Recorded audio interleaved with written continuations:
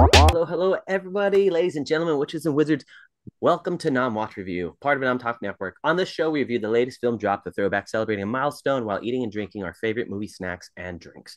I'm your host, Cowie. Right now, I am enjoying some food over here. Let's go grab this lovely stuff, some Thai chili lime and chicken rice over here, little drinks of water and soda to keep my mouth busy while I'm not talking. And then I would also love to introduce my fellow guests and what you guys are snacking on. First of all, if I can go ahead and introduce Derrick, my friend. 37? Sorry, I had to. Yes, hello everyone. I am snacking on some healthy popcorn, healthy-ish popcorn. And I'm sorry, I'm super lame. It's just water, but it's in an R2D2 cup. So Hey, hydrate, don't dehydrate. Love it, love it, love it. it's dry January. I have to. Here you go. Jen, please introduce yourself, my friend. Yeah. Supposed to be here today. Wait, was it me or JP? Sorry. Jen, I'm sorry, but go on, okay. Jen. I should articulate my words. I apologize.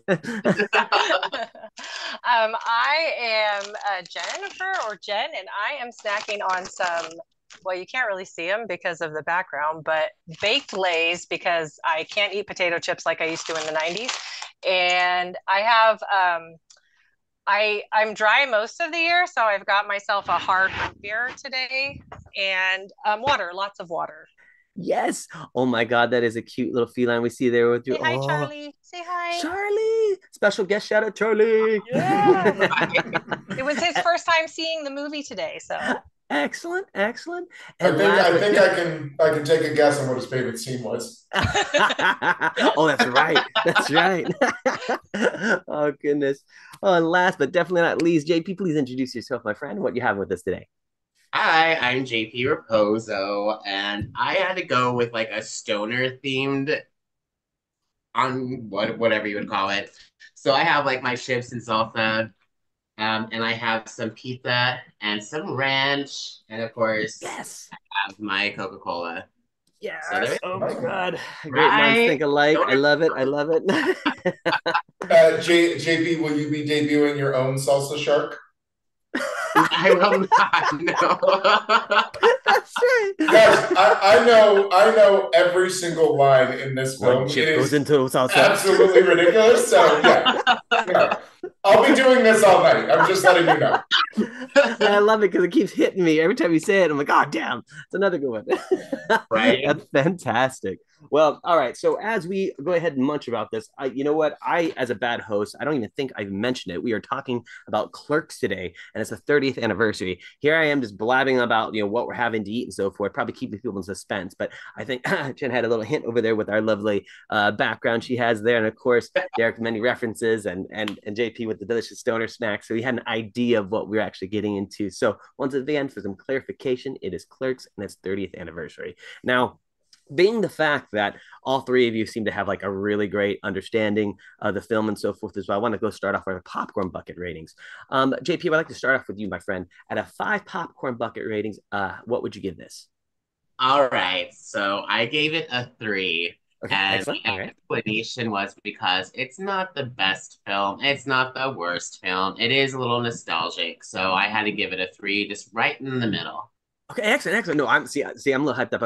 I'm cheating here, so I know everybody's popcorn bucket rating. So this is going to be a really good discussion. So forgive me going, oh, excellent. But so let's go ahead and Derrick, to you, my friend. Out of 5 popcorn buckets, what would you rate this, my friend? Yeah, I went ahead and gave it a 4. I certainly have some misgivings as I have retreaded most of the Kevin Smith films and found most of them to be deeply problematic. But I wasn't ready to rip the nostalgia goggles off entirely for something like Clerks, just because it has such a deep resonating effect on me, and that nostalgia is deep. So I went with a 4. Excellent, gotcha, excellent. Jennifer, how about you? Out of 5 popcorn buckets, what would you rate this? So I actually went ahead and gave this 5 buckets because I worked for Blockbuster for a long time, and I worked for Blockbuster when this movie came out. And this movie was our movie. We played this movie as soon as the doors locked and until they were unlocked in the mornings. So this movie means a lot, like has a place in my heart. This movie has got a lot of problems rewatching it today. Let me tell you, I haven't watched it in a couple of years. I watched it today and I was like, Oh my. I told my kids they should watch this. But Yes. I covered Charlie's ears a few times. But I am Randall. I'm a slightly less vulgar. No, I'm a very much less vulgar version of Randall. But I resonate with Randall a great deal. So I can find the five in this movie. Okay. I can find the five in this movie. Right on, right on. Well, I myself, I'm just gonna read it a 4 out of 5. What I like about this discussion right now is knowing that what you guys popcorn bucket ratings out there, to the audience out there as well. What I love about this is we all understand that there are current problematic situations going on with this film. We understand there was that old Hollywood term, oh, that used to be funny back then, it was acceptable. And I think all four of us within the group has this understanding. So I'd love to have this discussion about certain things on there. So regards with our mentions of problematic, we might bring these things up just for future reference. Which actually leads into my next thing here. Let's go on to Derrick. I'd like to start off with you here. In regards to Clerks, can you tell me when was the first time you saw this movie and your initial reaction to it? Yeah. So, like Jen had mentioned, I didn't work at Blockbuster, but this is where I rented the movie. I had a good friend who didn't have the restrictions that I did on the films that we could and couldn't watch. So we were just kind of allowed to pick movies, and his parents didn't really care. They did not watch this film with us because if they did, I don't think they would have let us watch it. But we must have been, I don't know, 14, 15, 16. We rented this movie, and it changed the way I understood cursing. I have never. I just literally added whole new words to my vocabulary, concepts I didn't even realize that you could turn into things that are dirty. It had a profound effect on how I use foul language even today. So that's why, even with everything that I think is wrong with the movie, it's almost impossible for me to not enjoy this film. I mean, look, where else are you ever going to learn the term jizz mopper? It's just not something that is ever said anywhere else. And you got a 15, 16-year-old kid watching that for the first time. Yeah, it's going to have a profound effect on how you use language moving forward. So. Excellent, excellent. Well, before we actually go into the next person here, JP, I want to actually go to you here. We're going to go into some guest comments here. We have Heartless7 says, hello, love y'all. 3.5 popcorns because good, but yeah, issues now. Laugh out loud. Katie Dwell says, hey, hi, Charlie. Heartless7 says, he redeemed a talk in third person. Now, JP, just for now, I'm not going to make this too hard because I won't want to actually make this difficult conversation-wise. Could you explain to me where you were and how you felt when you first saw this movie? But can you say it in third person? So instead of I'm a little sick right now. What is third person again? Just saying JP instead of I. So JP, yeah, they're perfect. Yeah. Sorry, right. I totally understand. But just for the fortune here, as much as you can, if you mess it, do not worry about it. Let's just see how as much as we can. All right. And what was the question again? Oh, sorry. No, totally understandable. So it was, when did you first see this movie, and how did you initially feel when you saw this movie? And just to be fair, JP, this is Derrick's least favorite claim that anybody can make on this show. So I understand your plight. Or Derrick understands your plight. Keep going. Right. I know. And I promise I'm not stoned right now. No, you're good. You're good, buddy. You're good. All right. So JP first saw this when I was in high school. It did come out during the 90s, and so I was a little bit younger at that time. So I did see it in high school. Obviously, I grew up during the 90s in middle school and in elementary school. So it was definitely one of those films that I lived through this. You know what I mean? I knew these people. I knew that Blockbuster. I knew everything.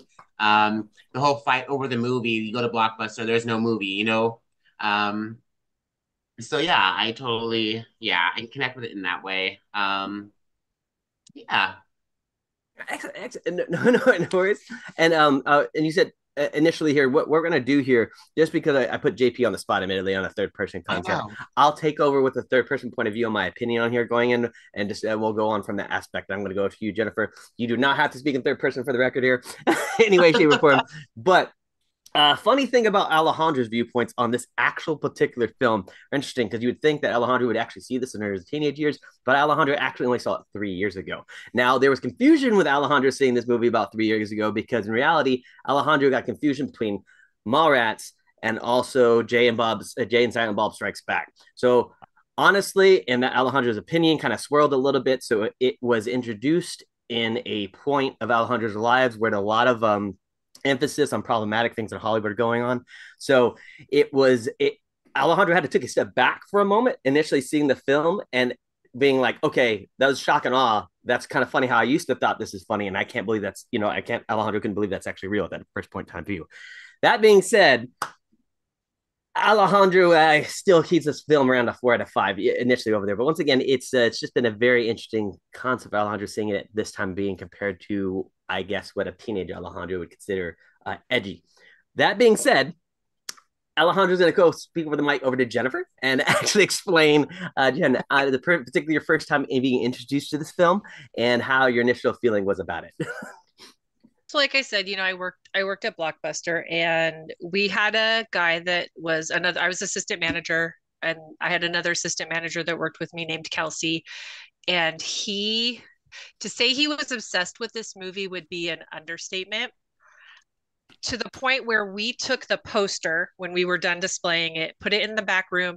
And you know how the poster looks like they cut the letters out of other posters or other magazines.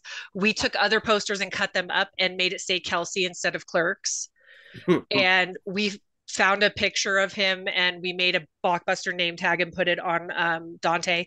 So I mean, we went on. This was just, it became like an identity in our store. We watched it. We had like a meeting, and we put the movie on, and we just stayed in the store and watched it one night after hours. Which this was in San Bernardino on Highland Avenue, right off the 210. Probably not the safest place to be in a store till 2 a.m. watching Clerks. Not at all. No. And this was in the 90s when San Bernardino was known as the 187 city for a reason. So,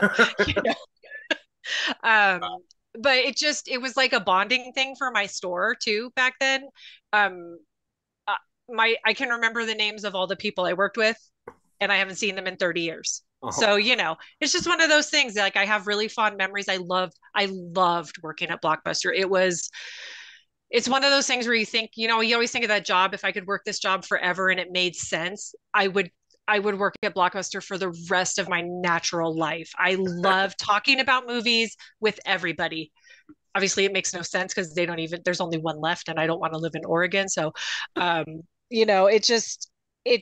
that was the first time I saw it, and it was just such a bonding thing with my crew at Blockbuster. And I will remember that poster that we altered for the rest of my life, even though I'm not in touch with any of those people anymore.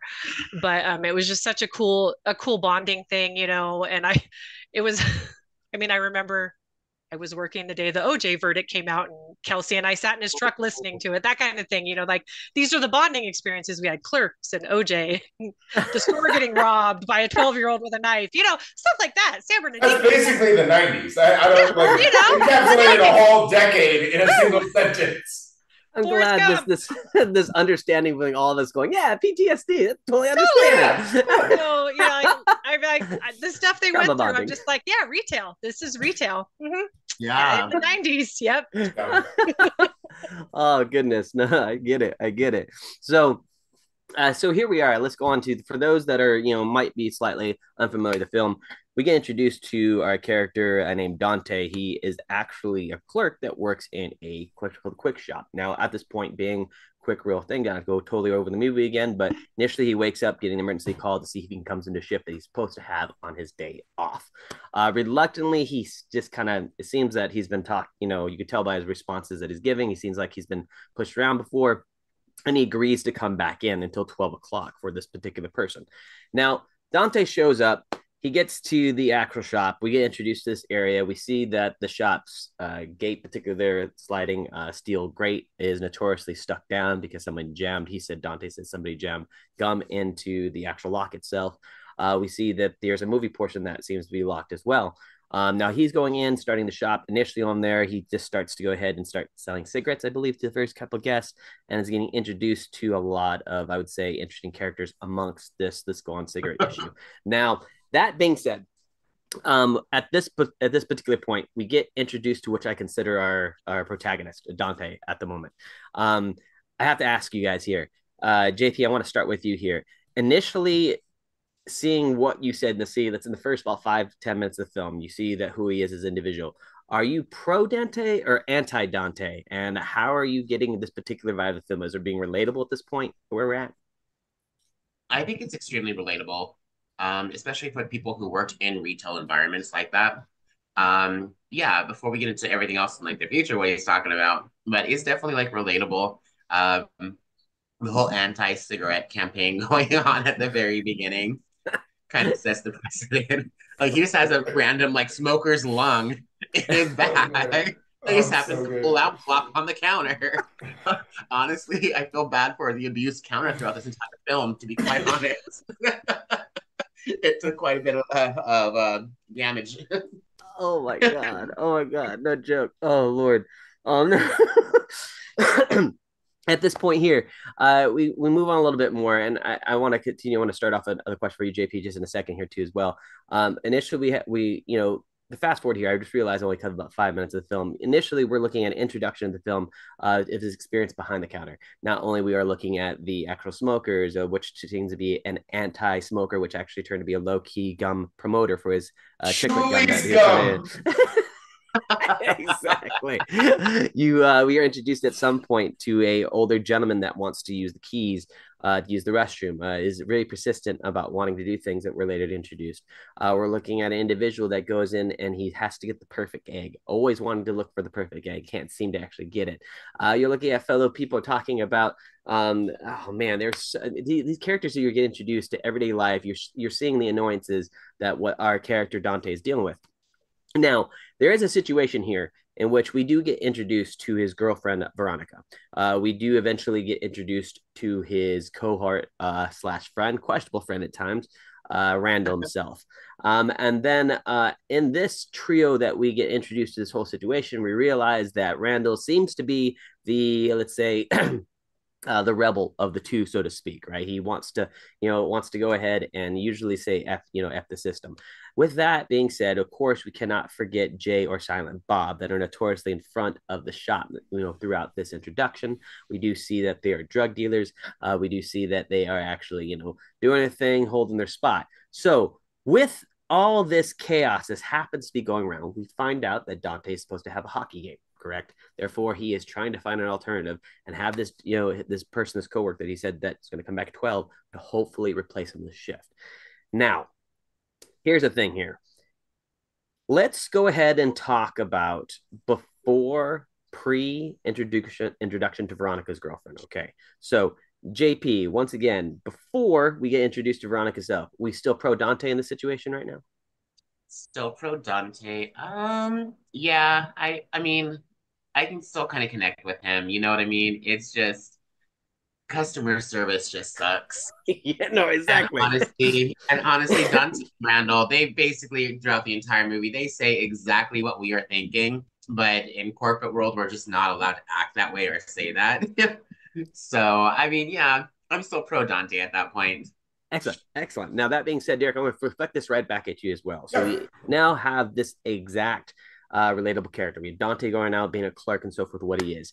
Let's go on to pre-Veronica conversation with Randall and so forth on discussing relationships and what's acceptable. We pro Dante is relatable. How are you feeling to this introduction to this film? Yeah, so I think I would venture to say that most of the problematic things that exist in Clerks really center around maybe two primary things. One, the language in which they use, and that's not an indictment of cursing. I'm perfectly fine with that. But there's clearly things, particularly from Jay and Silent Bob and Jay in particular, there's obviously things that you just don't say now that were most certainly acceptable in the 90s, even though they shouldn't have been. But there's just certain things you just don't say now. And then any conversation or any way that women are portrayed, while I do feel like there's some very, very funny jokes. And I think that as irreverent comedy has kind of transcended and grown and become a little bit more inclusive, like especially this or last year with like No Hard Feelings, Joyride, these movies that are led by females to do all of that irreverent humor. I think we've come a long way since Clerks. So I say all that to say that anything up until that point, up until they really start having the conversations about, relationships and how women are treated and how Dante views women, it's perfectly fine how Randall views women because that's just who Randall is, and kind of everybody knows that guy. But Dante is somebody we're supposed to truly be behind, and just his whole perspective on women and relationships it's just awful, and it doesn't age well. So everything prior to that, before we actually get there, is near perfect, and really anything that really demonstrates that slice of life, that this is just kind of that day in the life of a clerk, a day in the life of a retail worker. Everybody can relate to that. And Dante and Randall are specifically two sides of that same coin, because in any retail workspace you've ever had, you have the one guy who's the dutiful, I'll do whatever my boss says, even though I hate everything about this. And then you've got the guy that's just like, yeah, none of these people care about you, man. Like, just talk shit. Who cares? Like, this job means nothing to us. It's garbage. Tell customers to fuck themselves. Like, that's Randall's whole thing. But yeah, we all know that guy. Like, we all know the person that is just skated by in the retail world and is somehow still employed. We cannot understand how that person has made it this far in life. And they say what they want, but you're going to come in on your day off and all that kind of stuff. So I think that's where the film really thrives. But yeah, definitely up until that point, I think Dante's incredibly relatable. I think Randall's super relatable. I think all of the clerk flies, the people that just kind of hover, that they see, that have names. I mean, I worked at Starbucks for a really long time, and we had tons of names for regulars. And so when he's talking about the milkmaids and the egg guy and the people that won't leave your store, all of those people exist. So it's all very good. But yeah, I'm a fan of Dante until I'm not. Gotcha. Jennifer, now with your experience, I'm sorry, I didn't meet with Jennifer. Jen, I apologize. But when it comes with your experience with coming in and talking about working in a movie store with retail experience, growing up with this film here, knowing, when you saw that, still with, when you saw the initial movie with the nostalgic reaction compared to what you know now, we are looking at let's say the protagonist. Question, from your perspective, one, would you relate with Randall more? Would you with Dante, considering you've had some interesting interactions with guests and having to deal with those late night movie renters? And then two, at this point when you're watching the film, remembering when you see it, are you pro Dante at this moment? Dante reminds me of a lot of guys I knew in high school. Probably a couple I knew in college, maybe a couple I still know now. I agree with Derrick. You like Dante until you don't. He has this way of talking, and then you get to a point where you're like, shh, you just crossed it. You were doing fine, and now you just stop talking, you ruined it. But also on the flip side of it, he is a doormat. That guy is a doormat. I could walk all over him. Anybody could. He has no spine. He's a jellyfish. Yeah. But the problem is he's a toxic jellyfish. So, he's got Veronica, who, for all her faults in that her voice makes me want to put an ice pick in my ear, so I cannot hear it anymore. which is a horrible thing for me to say because she can't help her voice, but I don't know. Maybe none of these people are seasoned actors from Juilliard. Let's face it. They're not. But bless her. She, she doesn't deserve the fact that he's ready to turn around and just be like, bye, here's Caitlin, who obviously couldn't give two shits less about this guy, and it's illustrated over and over for us again, and Dante still doesn't care. So it's like, well, you're a doormat, you're going to be one all your life, you're going to suffer for it, and you're going to treat women like crap because of it, because that's how you're being treated. So it's just this cycle of it, and it's like, you let your boss walk all over you, but Randall's the other end of that spectrum. Like there has to be a medium person in there somewhere. There's no person who holds it together. There's Randall now bless Randall, that scene, I probably laughed harder than I should have, where the lady wants the video for her toddler. Oh, it's so good. And he's ordering all the adult video titles, which obviously we never dealt with at Blockbuster. But I will tell you something about Blockbuster, especially Friday and Saturday nights. You're checking in videos, and you have to open the box. This is more VHS times than anything else. You have to pop the box open. So people would return their private collections sometimes. I love it. Instead of the Blockbuster video. Now, I would go back to count the drawers, and I'd come back up, and this was in the 90s. So this would happen, and I would hear one of the guys that would closing with me, either it would be Nick or one of the other guys, and he'd be like, hey, Jen, look at the screen.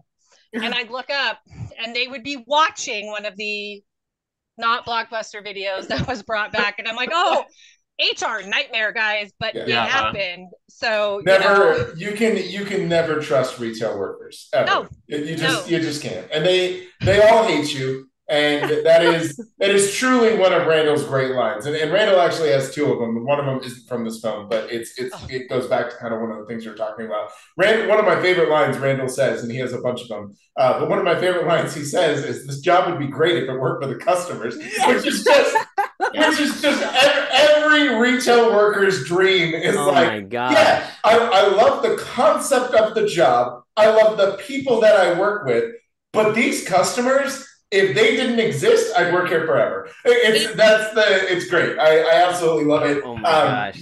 And so in regards to Dante, though, Randall does have a very funny line, and I think it's more reflective than it's meant to be. And I don't think Kevin Smith meant this at all. I think it was meant to just be a joke. But in Clerks 2, he makes a comment where he says, "You're the most hideous chud I've ever seen, and you always seem to have two women fighting over you."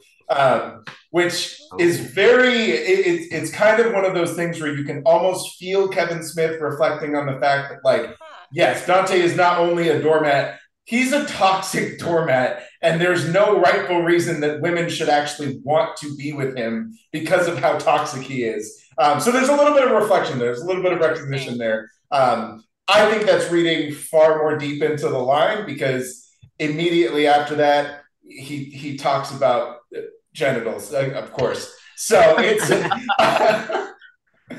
my own film critic analysis reading too much into a Kevin Smith film, but it is there. There is some recognition of just how Kevin Smith's a nerd. So I mean, realistically speaking, when it comes to nerds or any fans that are geeks, we're gonna have some kind of low-key meanings, and if we didn't, we'd find reasons behind it in general. So by all means, please keep bringing that on. So, now, on a side note here, before I go ahead and give on this pro-anti thing, Heartless 7 goes into redeeming hydrate. So, my friends, please go ahead and have your drinks up and give it a sip there. Hydrate, don't dehydrate. We have King Soldier 0278 says, shout out to Cowie. Oh, man, I miss working with you, friend. Hopefully, you talk soon. Now, in regards to here, very similar. I don't want to sound like a broken record here, but all three of you have ridiculously great sentiments of my own. We're looking at pro Dante with experience because of the retail life. That retail life and what you see and what you deal with and who you deal with is unforgettable. Derek, you mentioned it many times. JP, you talked about relatable immediately right off the bat. That was the first thing we actually indicated when we actually were in this film. And Jen, consistent in the fact that you have dealt with a lot of interesting customers and so forth. You've expressed it as well. I cannot express as much that, the saying that you've mentioned before, Derek, this job will be great for them, for the customers, is going to digress me to a statement that I have always heard, and once again, this is no opinion of others, just a crazy statement of saying that I have no problem with Christianity, I just have a problem with us Christians. Now, when it comes to these concepts and so forth as well, you're looking at the concept of like having a perfect situation, perfect area, but the ones that you're dealing with or you're the ones you're selling to, not necessarily being the prime, the prime crop, or you're just realizing how much chaotic stuff we actually deal with being employees. Now, with Dante, which we're gonna go ahead and I'm gonna speed through this initial ending here because there's a couple things I want to ask you guys here. There's a lot that we can talk about. Now, one, I'm gonna get a little childish here. We have a situation here in which Dante decides to go ahead and open a roller rink upstairs to go ahead or have his roller hockey game. I have to ask you guys, and if this is putting you on the spot, you can kindly decline, but I will be I will go ahead and answer this myself here. I would go ahead and actually, I'll probably start off with this initially here. Has there any point in your job that you've done something questionable and you did not care in regards to doing it, and you said, why the not? Just do it. If so, okay, excellent. And if not, you don't have to explain it in any way, shape, or form. Okay. So that being said, I will. Now I'm starting to wonder if I should actually admit this. But in regards to one of my last days at a particular restaurant, I was told to go ahead, hey, I need to go ahead and cater for a party. This restaurant went ahead and decided to go ahead and decline giving my check for at least 3 weeks. So I was like, all right. And I decided to go ahead and make cough, cough, 10 to 15 pounds of pasta for a particular area with some nice shrimp and sausage and steak, and prepped it all with a scampi limon, scampi check, and I left.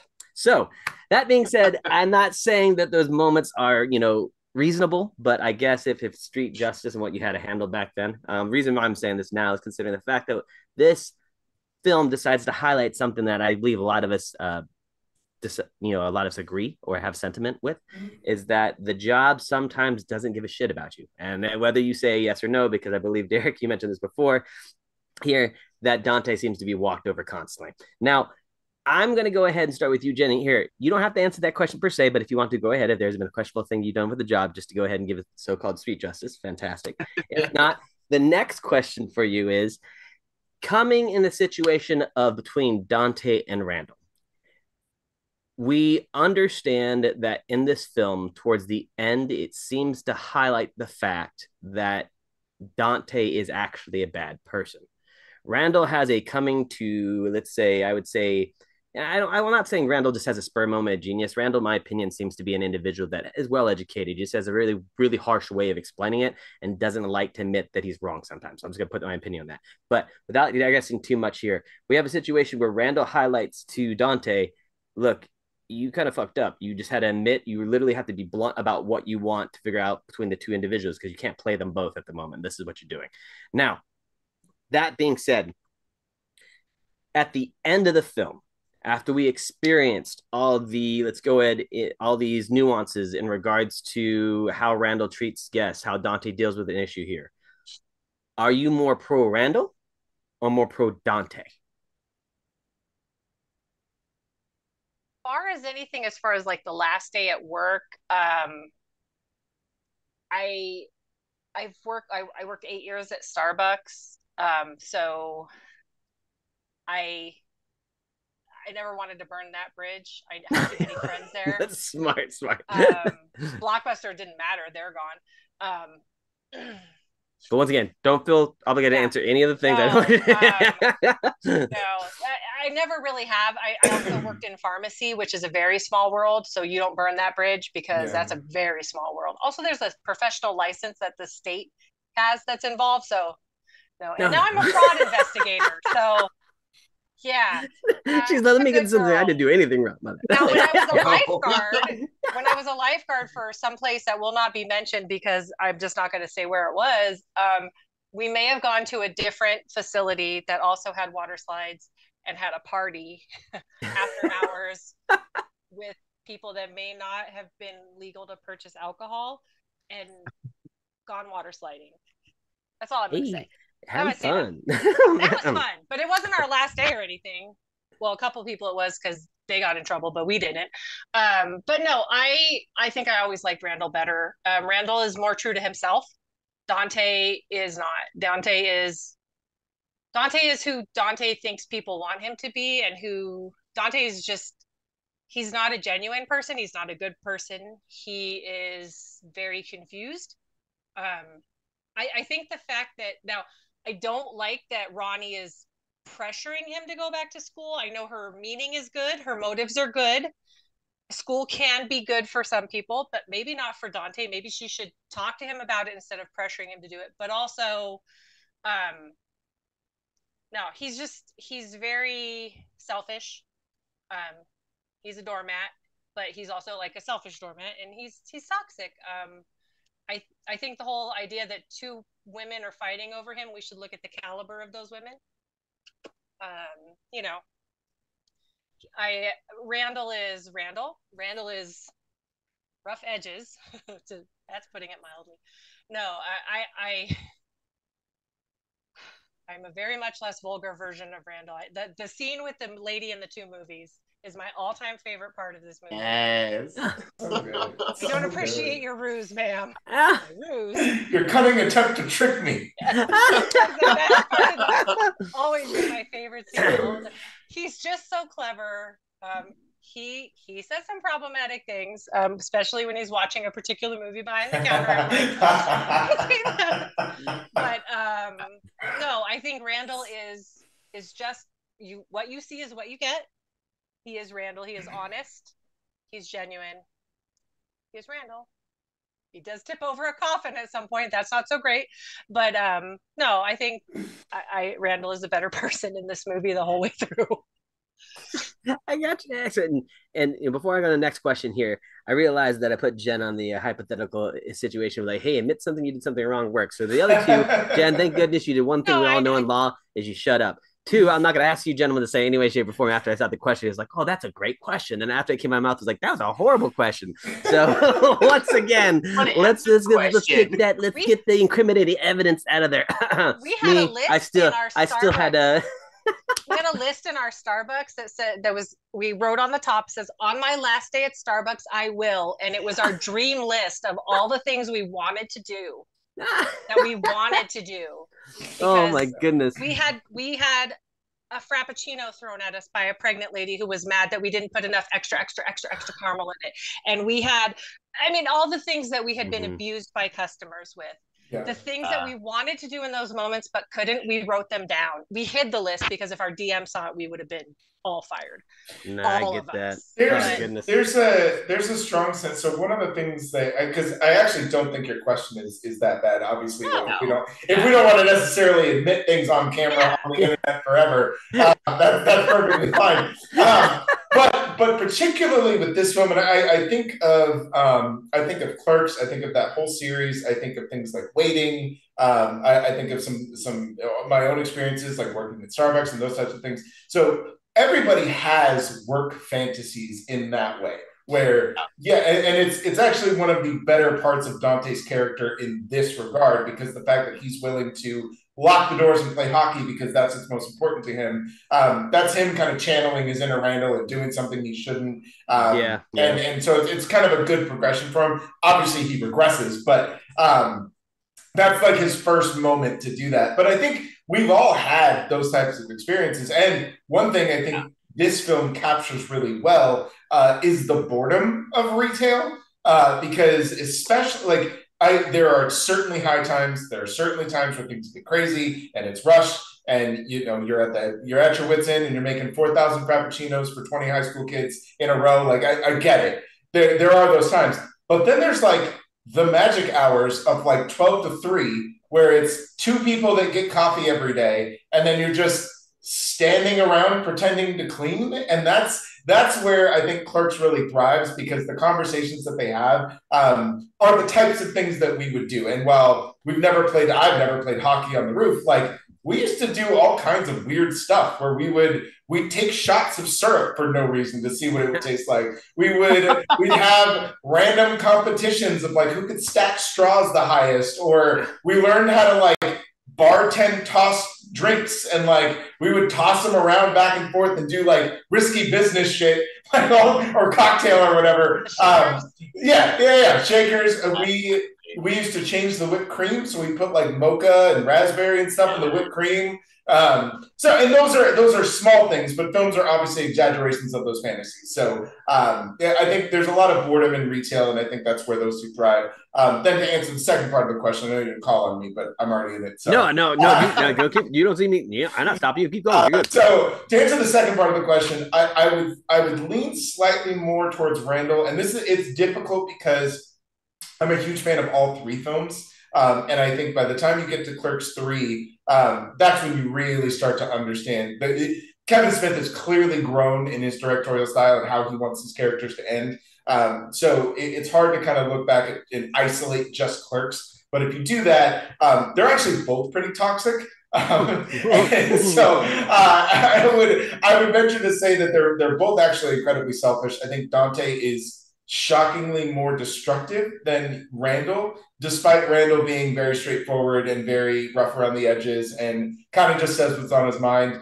He is incredibly selfish, though. It's one of the reasons that I think Dante and him clash all the time. And neither of them are willing to admit when they're wrong. So they have that very kind of narcissistic tendency. And then, I think most of Dante's narcissism is manifested in his relationships with women, which obviously exacerbate his toxicity and make him seem worse, even though Randall is really just as narcissistic and mostly just as toxic, but he's not taking it out on the women in his life. He's just taking it out on customers, which is much easier for us to be like, yeah, do it.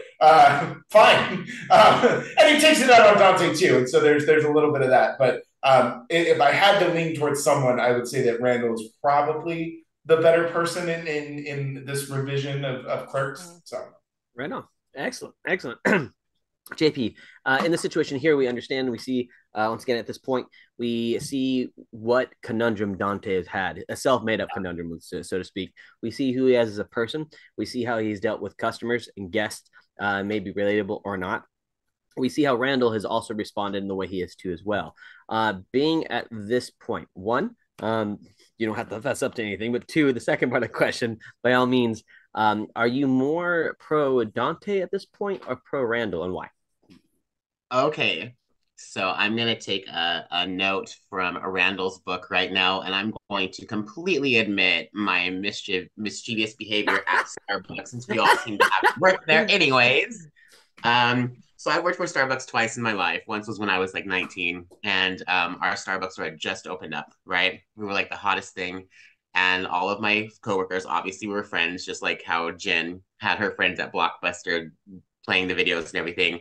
At Starbucks, literally all my friends, I worked with them. And there were nights where we were just like exhausted and we were just going crazy. And there were a few times where I may have taken a fully charged canister of whipped cream, and as my coworker was turned around at a wall, completely unleashed the entire canister of whipped cream all over her and all over the wall.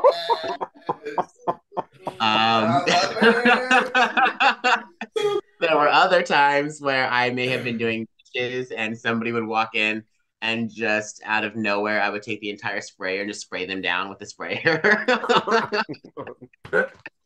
I got that. I'm a little shit, so obviously that's expected from me.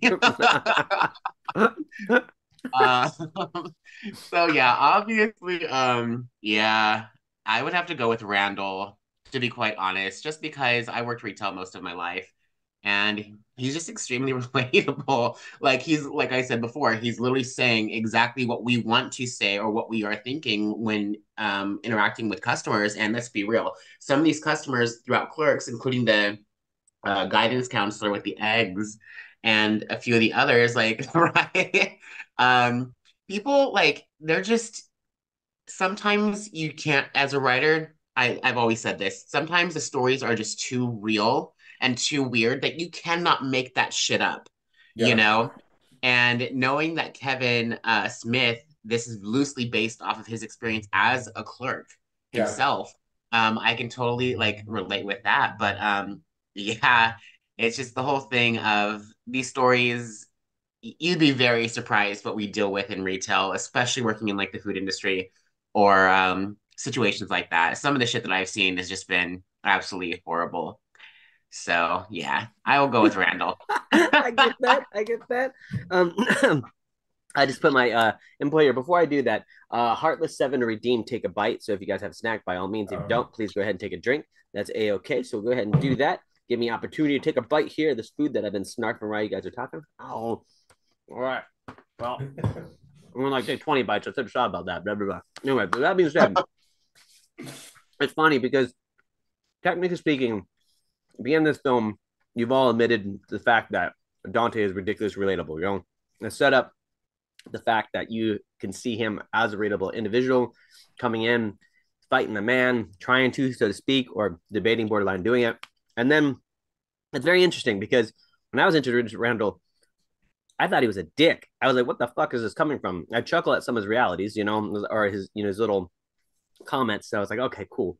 I get this. But even after he forcefully told Veronica the fact that Dante wanted to break up with him, Yeah. even during that fight, I all of a sudden slowly but surely started morphing to his side. It was something about him actually calling Dante on his shit. You know, given that you are looking at a character, and all three of you mentioned this, that is doesn't have a filter, is more saying what we want to say, but doesn't have necessarily the proper timing of when to say it, you know? And at this point, it looks like he doesn't really want to be part of this job in general. The only consistency he likes about it is Dante, because on it seems to be he's the only one that is holding on to, you know, him out of everything in there. It's like, you know, fuck the movie store, fuck the, you know, the quick shop. It's him. It seems to be the constant, in my opinion, when it comes to it. So I found it very fascinating, me becoming Randall before, you know, or towards the end of the film. Now, being where we're at, Jay and Silent Bob have a huge part in this actual film itself. Being that their airtime is very minute, the 3 to 4 times the airtime is there is, I think, in my opinion, iconic. And from what I got from all three of you, you know, into it, I believe you guys may be very similar on that. That being said, if we were to take Dante and Randall at this point, we know what they've been through, and we are taking Jay and Silent Bob here. All right. In your opinion, Jen, we'll start with you. Who do you think the more wise ones are at this time being? Let's take all the films out of account. Let's just say we're coming in. Are you pro Jay, Silent Bob, or pro Dante and Randall? Pro Jay and Silent Bob. Excellent. Silent Bob. Excellent. He knows Fantastic. Just his mouth shut. And I love the berserker guy. I just laugh. I giggle and giggle and giggle when he sings his metal. As a writer as well, I just the ability to sit down and write somebody singing in a metal voice, "Would you like some making fuck?" is just like there is no better sentence of words. Like it is just, that is put it on a poster. Like that is just amazing. It's so good. And then the girls like, did he Did you say say making fuck?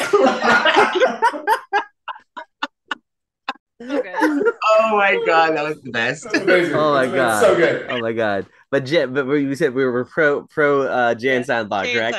Okay, yes. All right. Excellent. JP, at this point we have our enlightened friends, but at the same time you're looking at Jay and Silent Bob. Are we pro Randall and Dante, or pro Jay and Silent Bob? Why?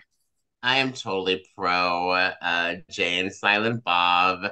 You have to love those characters. They're iconic. And I mean, I was rewatching it today before we got on this, and I actually know Jason used. Speaking of Starbucks, he was one of my usual customers, so I saw him 3 times. Hell yeah. Yeah, I saw him like 3 times a day, 6 days a week, and I knew as soon as he pulled up in his Tesla, I knew exactly what he needed to do. I usually knew that he had his daughter with him. I knew her order, so I'd have everything like made out for him so that he could just get in and get out. The crazy thing was I was laughing at it because the Jason I know is nothing like Jay. It's totally a character because he's like a really awesome individual and very well spoken. He's all like kind of like tech geeky. Jason is like he always had like a laptop strapped onto his like a contraption around his waist, and he was always on meetings and typing and on the phone. Like he'd come in like, "I'll drink." We're like, "Oh yes, 3 shots of espresso, we got you." And he drove a Tesla. You know what I mean? So it just you have to go with Jay and Silent Bob. And Silent Bob has basically one line during the entire movie. And it's just kind of like the Deus Machina that just comes in. It's like, oh, boom, done. And and we're gonna bury it now. Right on, right on. All right, Derrick. So we have, are you pro Dante and Randall or Jay and Silent Bob at this point in the film? So I don't know that I would like to pit them against each other because Okay, they're very separate pairs. I got you. I got you. And how they affect the film is very different. I will always be pro Jay and Silent Bob. They're also too though victims of, and you see this a lot where I find them to be the most effective when they're used the least, which is in Clerks. I think most of the time when they're participating in the Clerks franchise, that's when they're usually the best. They're very small dose characters. And I haven't always thought that, but going back and just kind of rewatching all of Kevin Smith's films, particularly surrounding Jay and Silent Bob, Clerks, those whole characters, the only time they ever work front and center to me is in Dogma. But even Jay and Silent Bob Strike Back, which 19-year-old me thought that was the greatest thing ever in the world. And then I watched it recently and I was like, are there jokes here? Is this movie funny? There's some great lines in there, but it's one of those, like, you take a side character, you give them a lead, and they're not actually lead characters. But I love Jay and Silent Bob. Even his whole speech when we first meet him, as awful and as problematic as it is,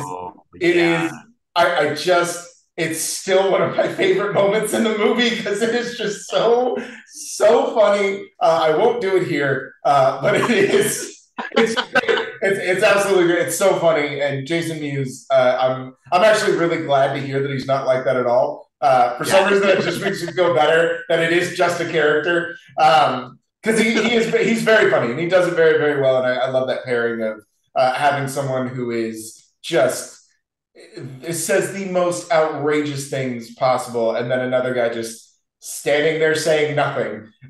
It's just good. It's just really good. So yeah, I'm definitely pro Jay and Silent Bob overall. Now, for the record, I should have had a clarity in the question. You guys, honestly, your answer would be the same. It was more who do you think was wiser between Randall and I should have said that because you ran a very excellent point, Derrick.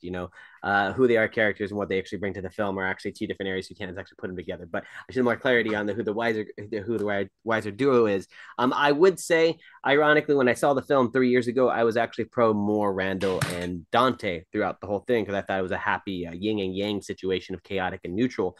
But in reality, there are two, the introduction to Jay, who he was, and his chaoticness, and Silent Bob, the one line going in, like, to talk about the lasagna line in regards to the women coming in and not messing it up. I thought it was the most wisest thing after I've heard it again. In reality, with those, the sporadic introductions, I was like, I really do believe that these two, even though they're only introduced 3.5 to 4 times in this particular film, but these actual lines are iconic enough to show possibly more, I'd say, more wisdom between them as well. So, I would say I'm very pro in that regard too as well. Now, real quick here, just before we end this here, I have to ask you guys here, I'm going to start off with you, JP. Are we keeping the rating at 3 out of 5 or are we changing it?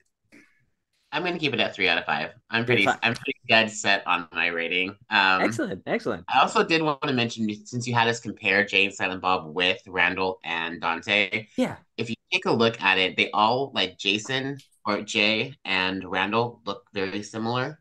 And so does Silent Bob and Dante. And I was kind of like, the entire time. Yeah.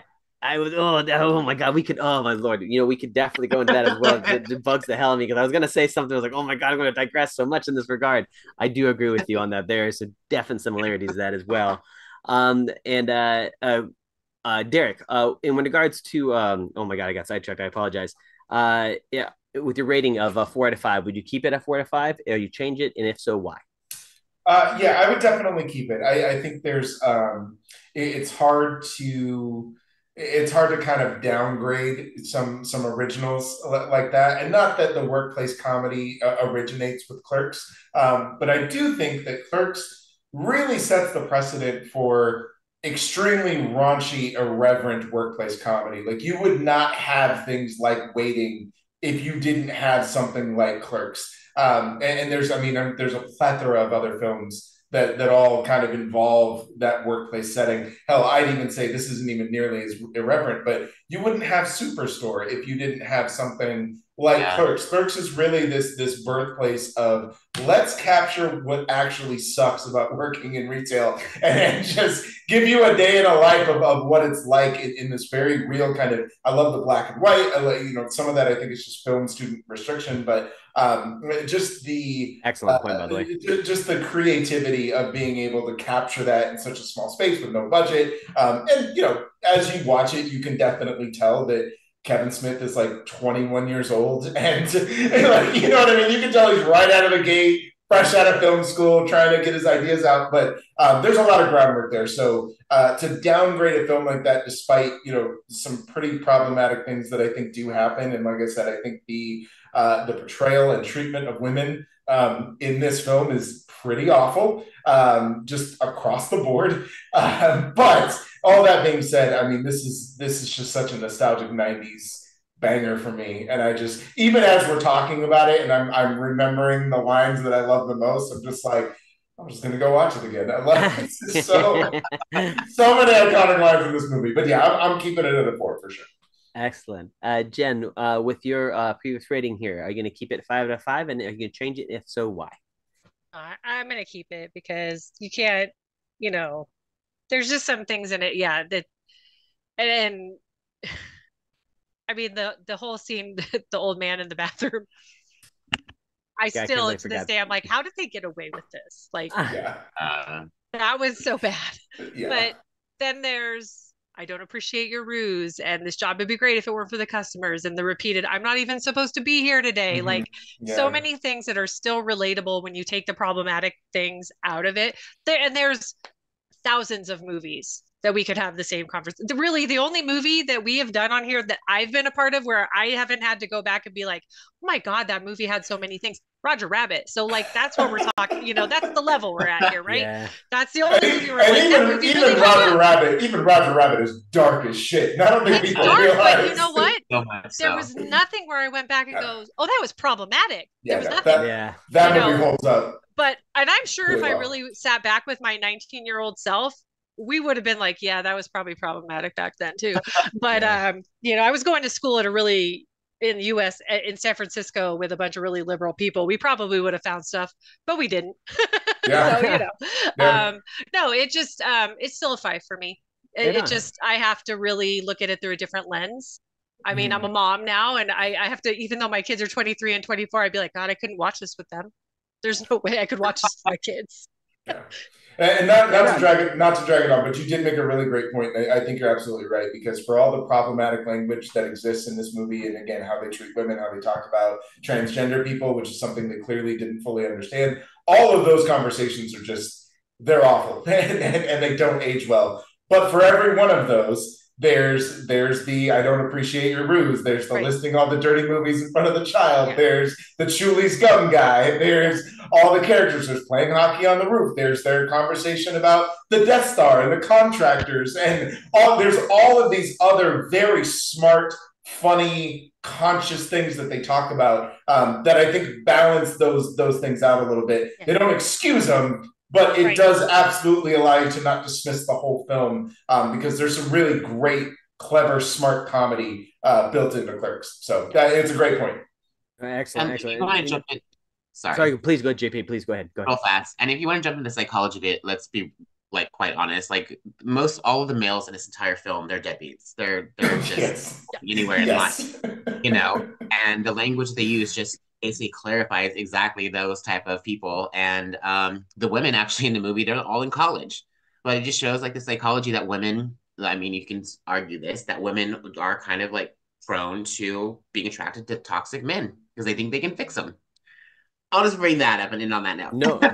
It's interesting, and funny thing is, we could let's be real here. If we could extend this an hour 30, 2 hours easily in regards to talking about, like, for example, Derrick mentioned the excellent point of the discussion between the Death Star and reality of morals and who they accepted it. They even brought in the actual, because we understand at this point Kevin Smith coming into JMU, there's a lot of characters that were brought in acting like other characters, or it wasn't necessarily them, but other individuals that actually brought iconic responses to the Death Star response, knowing the fact that one was a contractor, stating the fact that he would be understanding that anybody that does this kind of job comes with the, accepts the responsibility with it too as well. So there's a lot of iconic things there. And JP, you brought up a point that I never realized, that almost every, if not all individuals that are male in this film are actually in some way toxic, or I would say in a rut in their life. And their responses haven't been like the best. And even the wise responses have been a little off-putting, which all three of you brought up a point and got me to actually raise my rating a little bit. I'm going to change it to a 4.5 out of 5. Now, the only reason why I'd actually go to 4.5 out of 5, one, JP, you brought this up into it in regards to saying the fact that, women are attracted to toxic men. Jen, you brought up the fact that they are actually very successful, who these type of women are in a sense, but at the same time, the caliber of what they do and how they approach themselves to the individual of Dante and, Percival Randall is a very, very important factor. And then Derrick, you brought up to the fact that, at these conversations of not only going this was, that's our conversation, going into the concept of the very beginning, early morning conversation, going into the concept of talking about the iconic role. Hey, I really like the actual, job. If it wasn't for the, customers. These lines and what they give, as I would say, some of the comedy doesn't age very well. And some of the things that, I said, that Jay says multiple times in here. Reality, we are starting to realize that certain comedy could be a little bit more accepted in the future and things could be highlighted as toxic. But these things are still prominent. And I think they actually, for example, Derrick, you brought it up, a really excellent point, that if this film wasn't here, we might not have Waiting. We might not have, the following, I'd say, reality movies that are based off of concepts of retail and the droviness, unacceptable, boring parts of life that it may be as well, too. So, there's so many things that, that would have been highlighted and actually be a point, or I'd say an opening gate, so to speak, for these films. So I'm going to have to move it up to a 4.5 as well. Now, that being said, I want to express that if we can bring in, coming in Jay and Silent Bob Speaks back, or if we can go ahead and bring the anniversary things in the future, I'd love to invite all three of you back here to talk about it, because there's so much more to talk about this. And if by all means, our guests watching this, if you want us to bring back this here or have another discussion on this, we would love to do that as well. That being said, we're coming up close to running out of time here. I want to actually have all three of you to express to our lovely guests here where they can find you in your social medias and contacts. Jen, we'll start with you. Where can we contact you and watch you? Just know I've outgrown my bad taste in toxic men from the 90s because I did have it. I divorced it, but I do have 2 lovely children because of it. So, just to be clear. Beautiful children. I love them dearly. You can find me on Instagram at do_as_Peggy says, and you can follow the adventures of my lovely cosplay volunteer group, the West Coast Avengers, and we are at California Avengers. Fantastic. JP, where can we find you, my friend? All right, on Instagram, I am at Rapoetz, RAPOETZ, and on TikTok, I am at JP Rapozo. Excellent. Derrick, you, my friend, where can we find you? Yeah, so you can find me on, what was it? I have to remember because there's so many. Twitter, because I'll never call it X.